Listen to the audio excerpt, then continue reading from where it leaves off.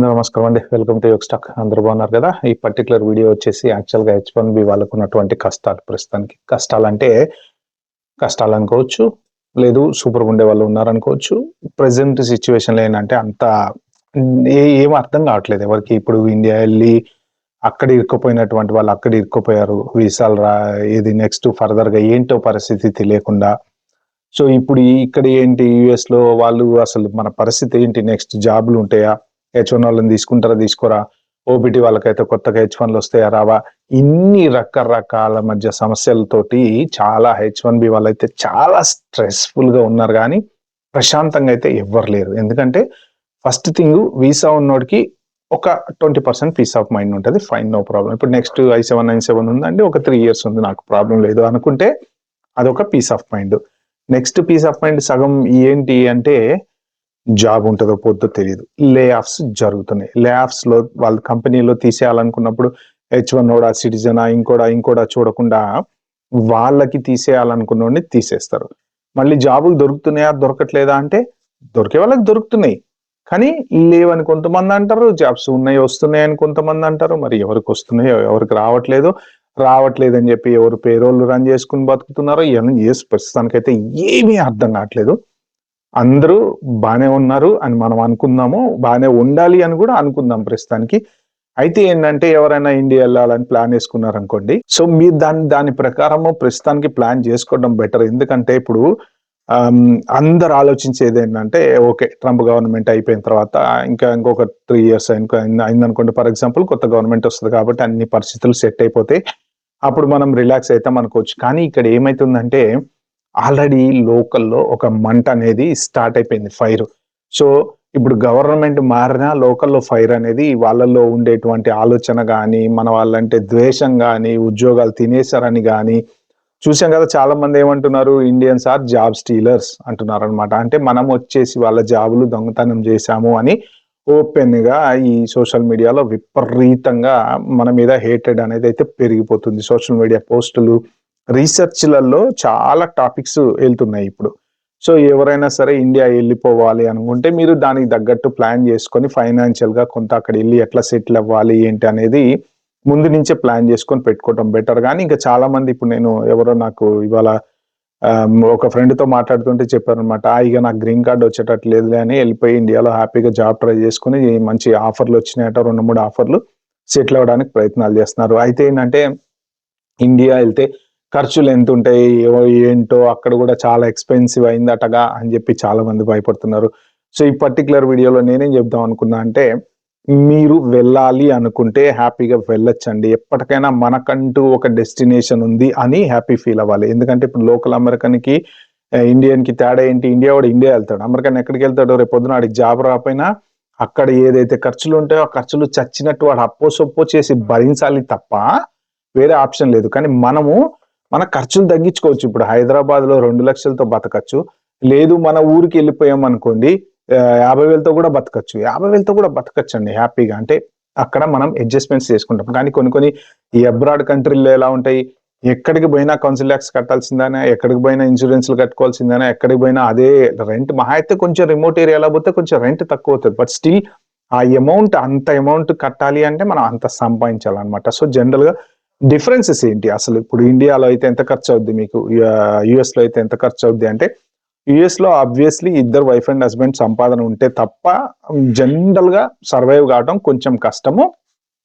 But more or less ఎంత లేదన్నా ఒక $7,000 to $8,000 రీజనబుల్లీ యుఎస్ లో ఖర్చు అవుతుందండి. ఎందుకంటే మేము మంత్లీ కట్టేటువంటి ట్యాక్స్లు కానీ, కారు లోన్లు కానీ, రెంట్లు కానీ, ఈఎంఐలు అయితే ఈఎంఐలు కానీ, అంటే ఏంటంటే 120K మినిమం ఒక పర్సన్ సంపాదించి ఇంకొక పర్సన్ అట్లీస్ట్ ఒక 60K 70K సంపాదిస్తే రీజనబుల్లీ అక్కడికి కొంత జాగ్రత్తగా మెయింటైన్ చేసుకోగలుగుతాము.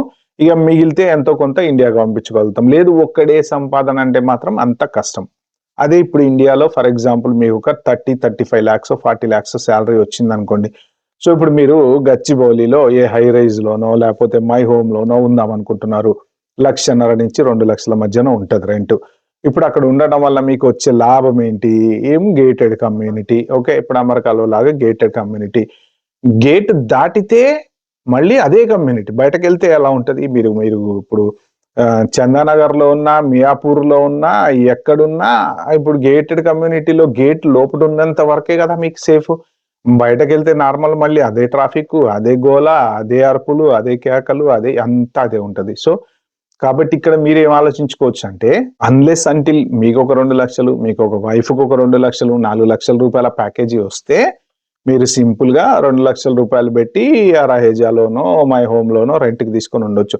అదర్ దాన్ దట్ మీరు 2 లక్షలు, 2.5 లక్షలు, 1,00,000 పెట్టకుండా మణికొండ లాంటి ఏరియాలో 50,000కి, 40,000కి, 30,000కి దొరికితే లేదు ఇంకా ట్రావెలింగ్ ఒక గంటన్నర కష్టపడితే పడదాలంటే నెమ్మదిగా కొంచెం ఫర్దర్ డౌన్‌కెళ్తే చందానగరు లేకపోతే ఆ ఏరియాలో లోపలికెళ్తే 25,000-30,000కి 2 బెడ్‌రూమ్ అపార్ట్మెంట్లు దొరుకుతాయి. 3 బెడ్‌రూమ్ అపార్ట్మెంట్లు కూడా 30, 35 దొరుకుతాయి. ఇంకా ఫర్దర్ డౌన్ కొంచెం ముందుకెళ్తే కూకట్పల్లి ఏరియా అంతా చాలా పెద్దగా అయిపోయింది. కేపీహెచ్‌బీ కూకట్పల్లి ఏరియాలో అక్కడ కూడా కొంచెం మీకు 20, 25లో రీజనబుల్‌గా దొరుకుతాయి. సో మీకు నెక్స్ట్ ఫర్దర్ ఖర్చులు ఏముంటాయండి? Electricity bill. యూఎస్‌లో వచ్చినంత గ్యాస్ ఎలక్ట్రిసిటీ అయితే రాదు కదా! మాక్సిమం తిప్పి కొడితే మీరు ఎండాకాలంలో ఫుల్‌గా ఏసీలు వేసుకున్నా సరే 3,000 నుంచి 5,000 నేను చాలా హై చెప్పా. మాక్సిమం 1,500 కన్నా ఎక్కువైతే రాదు. బట్ మీరు ఒక రేంజ్‌లో ఏసీలు వేసుకోండి 24 అవర్స్ 5,000 మాక్సిమం. తిప్పి కొడితే ఎంత ఒక $70 అనుకోండి. ఓకే. నెలకి. ఇంకా మీకు అదర్ దాన్ దట్ ఏముంటది? మీ నెల నెల కట్టేటువంటి ట్యాక్స్ ఇప్పుడు యూకేలో అనుకోండి కౌన్సిల్ ట్యాక్స్ అంటారు. మరి యూఎస్‌లో ఎంత ట్యాక్స్ కడతారో అంటే ఆ ఏరియాని బట్టి ఉంటది కదా! నాకు కరెక్ట్ తెలీదు గానీ ఆ అమౌంట్ ఏదైతే ఉంటదో ఇప్పుడు ఫర్ ఎగ్జాంపుల్ యూకే తీసుకుంటే £200 రఫ్‌లీ మున్సిపల్ ట్యాక్స్ కడతాం అన్నమాట. అంటే సంవత్సరానికి 2,000 ప్లస్ కడతాం. అంటే దగ్గర 2.5, 3 లక్షలు కడతాం. ఇండియాలో అదెవరు కట్టుకుంటారు? ఇంటి ఓనర్ కట్టుకుంటాడు. మనకు సంబంధం లేదు. అంటే అక్కడ జీరో అయిపోయింది. మీరేం కట్టాల్సిన పని లేదు. కేవలం మీరు కట్టేదేంటి? కరెంట్ బిల్లు, మీ గ్యాస్. గ్యాస్ ఎంత అవుతది? ₹1000 సిలిండర్. మాక్సిమం అంటే ఒక 1,500 ఏసుకుంటారు రీజనబుల్‌గా. Gas cylinder cost 1,500.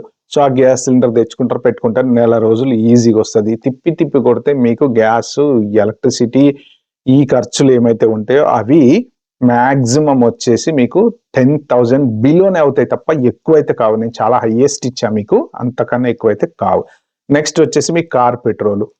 ఆఫీస్‌కి ఎళ్ళడానికి, రావడానికి కంపెనీ మీకు క్యాబ్ ప్రొవైడ్ చేస్తే ఓకే. లేదంటే అట్లా చూసుకున్నా కూడా ఎంత చూసుకున్నా గానీ ఒక 5,000 కన్నా ఎక్కువైతే కావు. లేదు మీరు అప్పుడప్పుడు ట్రిప్పులు మళ్ళీ ఓఆర్ఆర్‌కి అట్లా విజయవాడ, అలా రాజమండ్రి అట్లా ట్రిప్పులు తిరుగుతా అంటే అది మీ ఎక్స్‌ట్రా హెడ్‌ఏక్ అన్నట్టు. మీకు అవసరమైతే పెట్టుకోవచ్చు, లేకపోతే లేదు. కార్ అంటారా? ఇక లగ్జరీ కారు మనం అక్కడ టెస్లా మెయింటైన్ చేసాం, బెంజ్ మెయింటైన్ చేసాం, అమెరికాలో BMW మెయింటైన్ చేసాం. ఇలాంటివన్నీ అబ్రాడ్‌లో చాలా ఈజీగా కొనుక్కోవచ్చు. కానీ ఇండియాకొచ్చేటప్పటికి అవన్నీ ఏంటంటే లగ్జరీ బ్రాండ్స్ హై కాస్ట్ ఉంటాయి. మెయింటెనెన్స్ ఎక్కువైతే బెంజ్ కార్ కొన్నామంటే దాని మళ్ళా షోరూముల చుట్టూ ఏమన్నా తేడా వచ్చింది అంటే వాడి దగ్గర పోతే ఆ కాస్ట్‌లు ఎక్కువుంటాయి. సో, రీజనబుల్లీ ఆల్టో దగ్గర నుంచి మొదలు పెట్టుకుంటే మన కియా వరకు ఉన్నటువంటి మోడళ్లలో ఏదో ఒక 10,000, 10 లాక్సో, 12 లాక్స్‌లో లోన్ లేకుండా, ఈఎంఐ లేకుండా మీరు అమెరికాలో సంపాదించిన డబ్బులతో డబ్బులు కట్టేసి కొనేసుకోండి చక్కగా.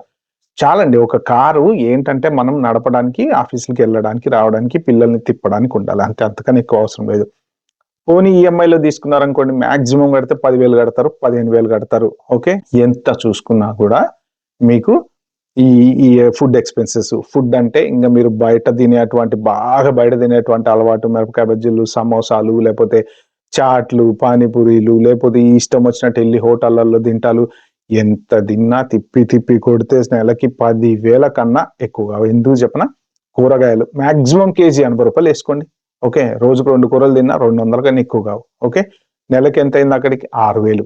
ఏది హై లెవెల్‌లో తెచ్చుకుంటే. నాన్ వెజ్ అది ఇది ఏసుకున్నా ఇంకొక 4,000. ఇక మనం రిచ్‌గా ఖర్చు పెట్టుకొని డబ్బులు వేస్ట్ చేస్తే తప్ప నాకు తెలిసి కూరగాయలకి మాక్సిమం అవుతే ఒక 500-600 అయితే అవుతాయండి ఒక వీక్‌కి. ఓకే. ఒక 2,500 పర్ మంత్ అవుతాయన్నమాట.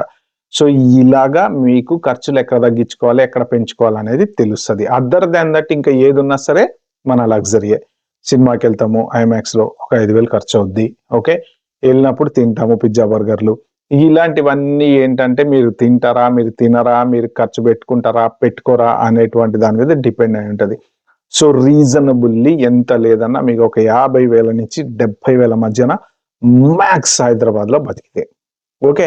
ఇక నాకు చాలా అయిపోయింది ఐటీ జాబ్ వద్దు. ప్రశాంతంగా నేనెళ్ళి ఏ ఊర్లోనో, ఎక్కడనోనో ఉందామనుకుంటున్నా, మా ఊరు దగ్గర ఉందామనుకుంటున్నా అంటే దానంత ఉత్తమం ఇంకొకటి లేదు. హైదరాబాద్ నుంచి గనక మీరెళ్లి మీ ఊర్లో ఉంటే మీరు అమెరికాలో ఉన్నట్టే. ఎందుకంటే పొల్యూషన్ ఫ్రీ. మీరు విలేజెస్కి వెళ్ళండి, కొంతలో కొంత నయం కదా, పొల్యూషన్ అనేది తక్కువ ఉంటది కదా. మీకు ఆంధ్ర సైడ్ విలేజెస్ ఎంత బ్యూటిఫుల్ గా ఉంటాయి, సో ఇటు తెలంగాణ సైడ్ కొన్ని రిమోట్ ఏరియాలోకి వెళ్తే ఎంత బ్యూటిఫుల్ గా ఉంటాయి. సో మీకు అటు వెళ్తున్నా కొద్దీ ఏంటంటే మీ టౌన్ లో, మీ ఊర్లో, ఇప్పుడు ఫర్ ఎగ్జాంపుల్ ఖమ్మంలో ఉన్నారనుకోండి, లోకల్లో చక్కగా మీకు తిప్పి కొడితే 30,000 కన్నా ఎక్కువ కాదు ఖర్చు. ఎందుకంటే అక్కడే కూరగాయలు ఉంటాయి, అక్కడే అన్ని ఉంటాయి. బండి వేసుకుని తిరిగినా ఎంత తిరిగినా 2-3 కిలోమీటర్లు కూడా ఉండదు మాక్సిమం. ఆ బస్ స్టాండ్ దగ్గర నుంచి మొదలు పెడితే ఇటొక కిలోమీటర్, ఇటొక కిలోమీటర్, మీకు చుట్టుపక్కల 3-4 కిలోమీటర్ల మధ్యలో ఉన్నా కానీ మీకు తిప్పి కొడితే నెలకు 2,000 రూపాయల పెట్రోల్ కాదు. గుళ్ళు ఉంటాయి, సినిమా హాళ్ళు ఉంటాయి, అన్ని ఉంటాయి, షాపింగ్లు ఉంటాయి, కూరగాయల మార్కెట్లు ఉంటాయి, అన్ని ఉంటాయి. మాక్సిమం ఎంత అవుతుందండి మీకు టౌన్ లో ఉంటే అయ్యేటువంటి ఖర్చు 30,000, అన్లెస్ అంటిల్ మనం కావాలని పెట్టుకుంటే తప్ప. రెంట్లు కూడా ఈజీగా ఎంత లేదన్నా 10,000లో మీకు ఒక మంచి 2 బెడ్రూమ్ ఈజీగా దొరుకుతుంది. మ్యాక్స్ 15 వేసుకోండి ఇంకా కొంచెం మంచి ఏరియాలోకి వెళ్తే. సో అలాగా ఖర్చులు అనేవి ఖచ్చితంగా తక్కువ ఉంటాయి కాబట్టి మీరు ఖర్చులు అయితే ఏదో ఇండియాలో కూడా బాగా ఖర్చులు అయితే అన్నది ఒక పెద్ద టాక్ అనమాట. అది ఖర్చులు ఎప్పుడు అవుతాయి, మనం పెడితే అవుతాయి, పెట్టకపోతే అవవు. ఇంకా స్కూల్స్, ఇక హైదరాబాద్ లో ఇక మీకు తెలియదే ఉంది, 2 లక్షల ఫీజు, 3 లక్షల ఫీజు. మా వాడు రిచ్ స్కూల్లో చదవాలి, ఏముండదు బూడిది అక్కడ చెప్పేది. నార్మల్ మన ఇంటి దగ్గర ఉన్నటువంటి స్కూల్లో చెప్పినంత కూడా చెప్పరు అక్కడ. ఏం లేదు, స్టైల్, పాష్, ఏసీ బస్సులు, AC class rooms, style English మాట్లాడుతుంటారు, ఇంతగా తప్ప ఏముండదు అండి అక్కడ. End of the day shine అవ్వాలి అనుకుంటే చదువు లేని వాళ్ళు కూడా చాలా మంది షైన్ అయ్యారు. పెద్ద పెద్ద బిజినెస్లు పెట్టి సక్సెస్ అయిన వాళ్ళలో చదువుకున్న వాళ్ళకన్నా చదువు లేని వాళ్ళే ఎక్కువ ఉన్నారు. మీరు ఒక్కసారి వెళ్ళి చూసుకోండి. ఐఏఎస్లు, ఐపీఎస్లు గవర్నమెంట్ స్కూల్లో చదువుకున్న వాళ్ళ పిల్లలే ఎక్కువ ఉన్నారు. స్టాటిస్టిక్స్ తీసుకోండి, గూగుల్లో సెర్చ్ కొట్టుకుని ChatGPTలో అడగండి, అదే చెప్తుంది. ఓకే, సో కాబట్టి ఇంకా అది మీ రిచ్నెస్ ని బట్టి ఉంటది. మీరు అంత పెద్ద స్కూల్లో జాయిన్ చేసుకోవాలి, అంతంత డబ్బులు కట్టుకోవాలి అనుకుంటే ఉంటే కట్టుకోవచ్చు. లేకపోతే మనం పెరగలేదా, మనకి రాలేదా జాబులు, మనం అమెరికా వెళ్ళలేదా, మనం ఫ్లైట్ ఎక్కలేదా, సో ఇంకా వాళ్ళని అంత రిచ్ స్కూల్లో చదివితేనే వాళ్ళు బాగుపడతారు అనుకునేది అది భ్రమ, 100% భ్రమ. ఇప్పుడు ఇది ఒకటి స్టార్ట్ చేశారు కదా రెసిడెన్షియల్ స్కూల్, పొద్దున 6 నుంచి సాయంత్రం 9 దాకా వాడు చదివి వాళ్ళకి తిప్పి కొడితే ఏ జనరల్ నాలెడ్జ్ ఉండదు. పుస్తకం ఇచ్చి లెక్కలు చేయరా అంటే ఇంక వాడు చేపించారు కాబట్టి చేస్తారు. ఇంటర్వ్యూలకు వెళ్తే ఎందుకంటే లోక జ్ఞానం లేదు. చదువు, ఐఐటికి చదువు, దానికి చదువు, దీనికి చదువు, ఆ చదివించి వాళ్ళని చివరికి వచ్చేటప్పటికి వాళ్ళు లోకం తెలియకుండా తయారవుతున్నారు. ఐఐటి ర్యాంక్ వస్తుంది, NIT ర్యాంక్ వస్తుంది, వాళ్ళు ఇంటర్వ్యూ కూడా అటెండ్ కాలేరు కొంతమంది అయితే. అంటే అందరని కాదండి, కొంతమంది నేను చెప్తున్నా. ఎందుకంటే బుక్కిష్ నాలెడ్జ్ ఉంటుంది వాళ్ళకి, ఇది ఉండదు. ఏది ఆలోచించే ఇది ఉండదు. వాటి పుస్తకం ఇస్తే టక్కన ఇట్లా చదివి అట్లా పడేస్తారు, రోబోట్లో రజనీకాంత్ లాగా. కానీ ఈ జనరల్ నాలెడ్జ్ అనేది ఉండదు. సో చదువు అనేది ఏంటంటే వాళ్ళకి ఎంత చదవాలనిపిస్తే, ఎలా చదవాలనిపిస్తే అలా చదవాలి. కానీ బలవంతాన మనం వృద్ధి తీసుకుపోయి ఆ పెద్ద పెద్ద ఎక్స్పెన్సివ్ స్కూళ్ళల్లో వేసి మన రిచ్నెస్ కోసమో, మన కాంపిటీషన్ కోసమో, మన పక్కలతో మీరు అమెరికా వచ్చి సెటిల్ అయ్యారా, అమెరికా నుంచి వచ్చారా, మీరు అమెరికా నుంచి వచ్చి అదేంటి ఈ స్కూల్లో జాయిన్ చేశారా మీ పిల్లల్ని అని పక్కింటి వాళ్ళు పుల్లలు పెడుతూ ఉంటారు కదా. అలా అన్నప్పుడు మనం ఏంటంటే, అవును మనం అమెరికా నుంచి వచ్చి ఏంటి మన పిల్లల్ని ఈ స్కూల్లో వేసాం, ఏంది ఏ స్కూల్ అయితే ఏంటండి, మనం చదువుకోలే, గుడిసె బళ్ళల్లో చదువుకున్నారు ఒక్కొక్కరు. చాలా మంది ఇప్పుడు అమెరికాలో టాప్ ఉన్నటువంటి వాళ్ళు గుడిసెలు. ఈవెన్ నా ఫస్ట్ స్కూల్ స్టార్ట్ అయింది కూడా గుడిసెలే. ఇట్లా ఉంటుంది, ఏది పూరిపాక, వర్షం వస్తే స్కూల్ ఉండదు. అలాంటి స్కూళ్ళల్లో చదువుకుని, తెలుగు మీడియంలలో చదువుకుని ఒక రేంజ్కి వచ్చినటువంటి వాళ్ళు, టాప్ లో ఉన్నటువంటి వాళ్ళు, పెద్ద పెద్ద కంపెనీలు పెట్టినటువంటి వాళ్ళు, స్టార్టప్లు పెట్టినటువంటి వాళ్ళు చాలా మంది ఉన్నారు. సో మనం చదివేది కరెక్ట్గా చదివితే ఏ స్కూల్ అయినా ఒకటే. సో ఆ ఖర్చులు మీరు తగ్గించుకోవచ్చు. సో మోస్ట్ ప్రాబబ్లీ వెళ్ళి హ్యాపీగా సెటిల్ అవ్వాలనుకునే వాళ్ళైతే చక్కగా సెటిల్ అవ్వండి. కానీ ఈ స్ట్రెస్ పెట్టుకోకండి. ఎందుకంటే H1B మీద ఉన్నటువంటి స్ట్రెస్ గనక మీరు ఓవర్గా తీసుకొని మనం అమెరికాలో సెటిల్ అవుతామా అవ్వలేమా, మన గ్రీన్ కార్డ్ ఏమైంది, మన పాస్పోర్ట్ ఏమైంది, మన పిల్లలు ఇండియా వెళ్తే సెటిల్ అవుతారా కావాలా అని బుర్ర బద్దలు కొట్టుకొని ఆలోచించి అనవసరంగా ఆరోగ్యం పాడు చేసుకునే దానికన్నా గో విత్ ద ఫ్లో. ఇప్పుడు చాలా సింపుల్ గా ఎక్కువ ఆలోచించి, ఏంటి నీరు పళ్ళ మెరుగు అంటారు చూసారా, వాటర్ ఎటు డౌన్ ఉంటే అటు వెళ్ళిపోతుంటది. దాని ప్రకారం ఓకే అమెరికాలో ఉన్నన్ని రోజులు ఉందాం, పర్లేదు, బాగుంది, జాబ్ లేదు, రాలేదు, గ్రీన్ కార్డ్ రాలేదు, ఓకే నో ప్రాబ్లం, ఇండియా వెళ్ళిపోదాం, సెటిల్ అయిపోదాం.